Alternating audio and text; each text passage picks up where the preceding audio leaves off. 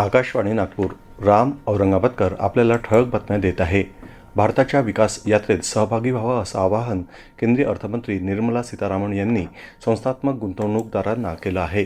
केंद्रीय अर्थसंकल्प संसदेत सादर झाल्यानंतरच्या पत्रकार परिषदेत रिझर्व्ह बँकेचे गव्हर्नर संजय मल्होत्रा यांच्यासह त्या बोलत होत्या. बँकांनी आपल्या मुख्य कामावर लक्ष केंद्रित करावं असा सल्ला त्यांनी बँकांनी चालवलेल्या विमा योजनांसंदर्भात दिला. सोनं चांदीची वाढती आयात चिंताजनक पातळीवर नसल्याचं सांगितलं. लंडन इथं काल 79वा ब्रिटिश अकादमी चित्रपट पुरस्कार बाफ्टा 2026 हा सोहळा पार पडला.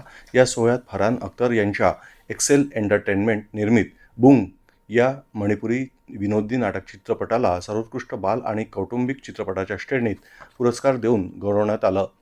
राष्ट्रीय क्षयरोग दूरीकरण कार्यक्रमाअंतर्गत भारत सरकारमार्फत काढण्यात आलेल्या मानांकनात नंदुरबार जिल्ह्यानं राज्यात पहिला क्रमांक पटकावला आहे. काल मुंबईत झालेल्या पुरस्कार सोहळ्यात नंदुरबार जिल्हा क्षयरोग अधिकारी डॉ. महेंद्र चव्हाण यांना केंद्रीय आरोग्य राज्यमंत्री प्रतापराव जाधव, आरोग्यमंत्री प्रकाश आंबेडकर, राज्यमंत्री मेघना बोर्डीकर यांच्या हस्ते सन्मानित करण्यात आलं.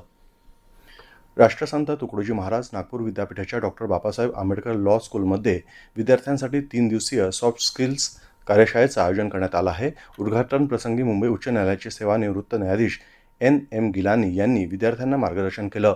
यशस्वी वकील होण्यासाठी कायदेशीर ज्ञानासोबतच सॉफ्ट स्किल्स अत्यावश्यक असल्याचं त्यांनी सांगितलं. कार्यशाळेत विद्यार्थ्यांना मुलाखत तयारी, बायोडाटा तयार करणे आणि रोजगारक्षम कौशल्याबाबत सविस्तर प्रशिक्षण देण्यात आलं. नागरिकांच्या तक्रारी आणि प्रलंबित कर प्रकरणाच्या तातडीच्या निराकरणासाठी अमरावती महानगरपालिकेतर्फे जनसंवाद आणि समस्या निवारण कार्यक्रमाचं आयोजन करण्यात आलं आहे. हा कार्यक्रम उद्या सकाळी 10:30 ते दुपारी 2 वाजेपर्यंत डॉ. बाबासाहेब आंबेडकर सभागृह इथं होणार आहे.